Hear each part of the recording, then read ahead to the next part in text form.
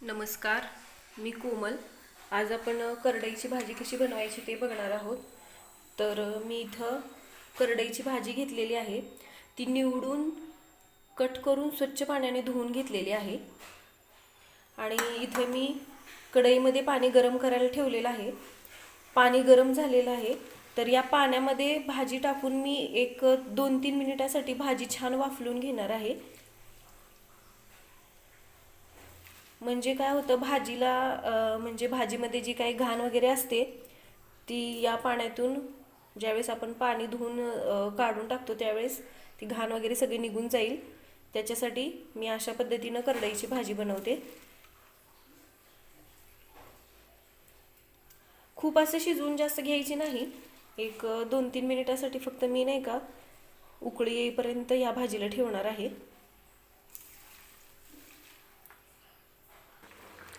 2-3 मिनिटे झालेली आहेत.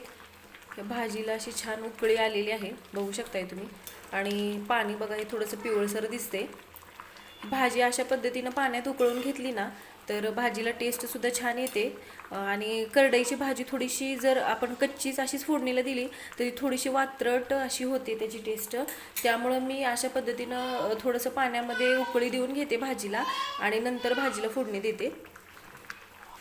भाजी छान म्हणजे उकळी आलेली आहे भाजीला. तर मी आता गॅस बंद करून घेते. आणि हा झारा मी घेतलेला आहे इथं, आपण जो भजी वगैरे तळताना घेतो तो. आणि मी त्यानं काय करणार आहे, ही जी भाजी आहे ती या चाळणीमध्ये काढून घेणार आहे. म्हणजे एक्स्ट्राचं जे पाणी आहे ते सुद्धा या चाळणीतून बाहेर निघून जाईल. अशा पद्धतीनं मी काढून घेणार आहे ही भाजी सगळी.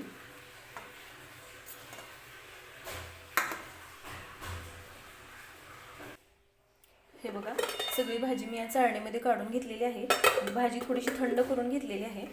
आणि आता जे एक्स्ट्राचं पाणी आहे ते मी अशा पद्धतीनं पिळून घेऊन काढणार आहे हाताने, असं छान असं. म्हणजे भाजीमध्ये जास्तीचं पाणी नाही राहिलं पाहिजे नाही. बघू शकता तुम्ही, एक्स्ट्राचं पाणी जे आहे ते मी काढून घेतलं आणि हे दुसऱ्या ताटामध्ये ठेवून घेणार आहे. अशाच पद्धतीनं सगळ्या भाजीमधून पाणी काढून घ्यायचं आहे.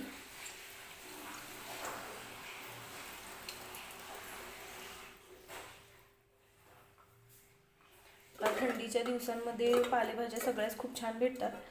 त्यामुळं शक्यतो आता नाही का भाज्या आपल्याला भेटतात ते खाऊन घ्यायच्या, का तर उन्हाळ्यामध्ये खूप अशा भाज्या भेटत नाहीत.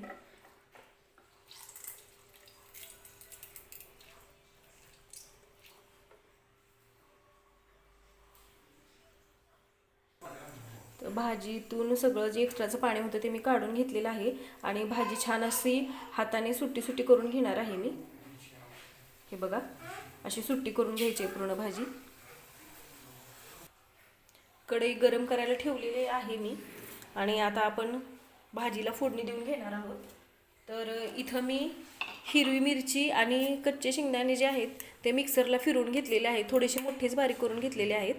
भाजीमध्ये खाताना शेंगदाणे मोठे मोठे खूप छान लागतात म्हणून.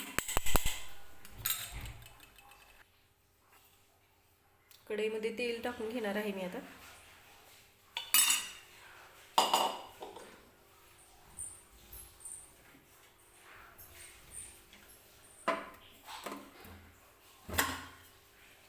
तेल छान गरम होऊन द्यायचं आहे.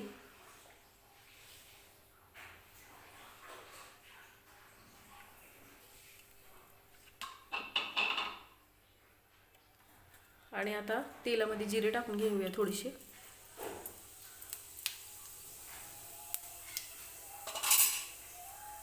इथं मी लसूण घेतलेला आहे,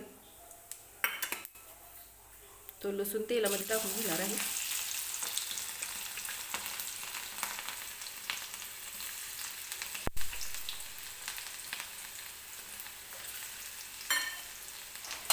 लसूण थोडासा भाजू द्यायचा आहे आपल्याला तेलामध्ये.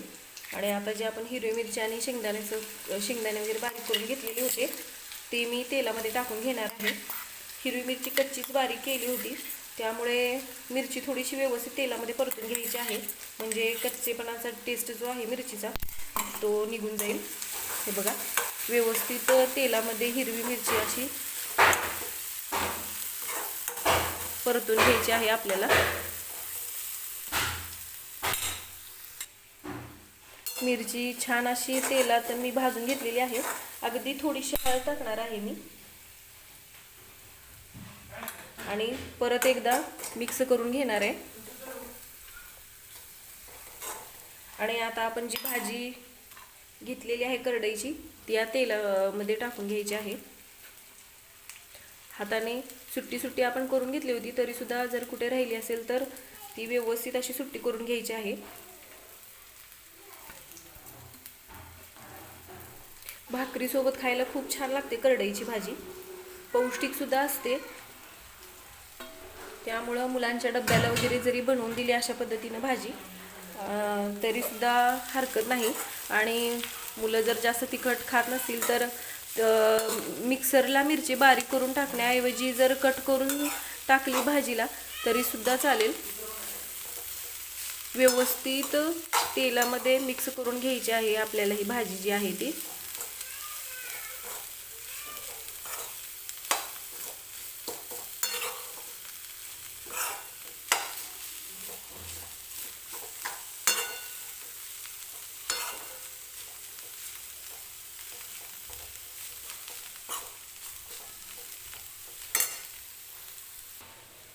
भाजी छान मी परतून घेतलेली आहे. आता आपण याच्यामध्ये मीठ टाकून घेऊया. चवीनुसार मीठ टाकायचं आहे भाजीत.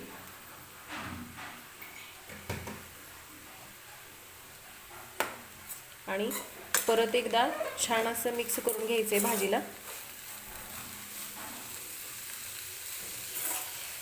सुरुवातीला मी हिरवी मिरची सोबत थोडेसे शेंगदाणे बारीक करून टाकलेले होते मोठे मोठे. आणि आता मी थोडे अजून शेंगदाण्याचं जे आपलं कूट करून ठेवलेलं असतं ते कूट टाकणार आहे.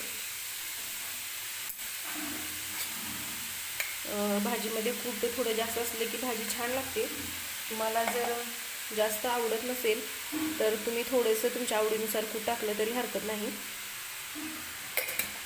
आणि छान अशी मिक्स करून घ्यायची आहे भाजी.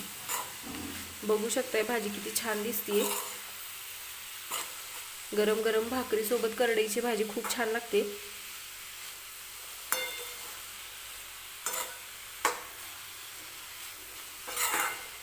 एक 2-3 मिनिटं अशीच आपल्याला ही भाजी वाफेवरती शिजवून घ्यायची आहे. खूप जास्त टाईम लागत नाही शिजायला भाजीला, कारण की आपण अगोदर पाण्यात उकळवून घेतलेली होती गरम पाण्यामध्ये. त्यासाठी एक 2-3 मिनिटं असंच आपण वाफेवरती भाजी वाफलून घेऊया. 2-3 मिनिटं झालेली आहेत. तर मी झाकण ठेवून थोडंसं वाफलून घेतली होती भाजीला. हे बघा भाजी कशी छान झालेली आहे आपली. आता मी गॅस बंद करून घेणार आहे. तर हे बघा तयार आहे आपली गरमागरम करडईची भाजी. किती छान दिसते बघा. भाकरीसोबत तर खूप छान लागते खायला. तर अशा पद्धतीने तुम्ही सुद्धा एकदा करडईची भाजी नक्की ट्राय करून बघा आणि कमेंट करून नक्की सांगा भाजी कशी झाली होती ते. सोबतच आपल्या व्हिडिओला सुद्धा लाईक करा, चॅनलला सबस्क्राईब करा आणि बेल आयकॉनसुद्धा प्रेस करा. म्हणजे रोज ज्या मी नवनवीन रेसिपीचे व्हिडिओज अपलोड करते ते तुम्हाला पाहता येतील. आणि अशा पद्धतीने एकदा नक्की करडईची भाजी बनवून बघा.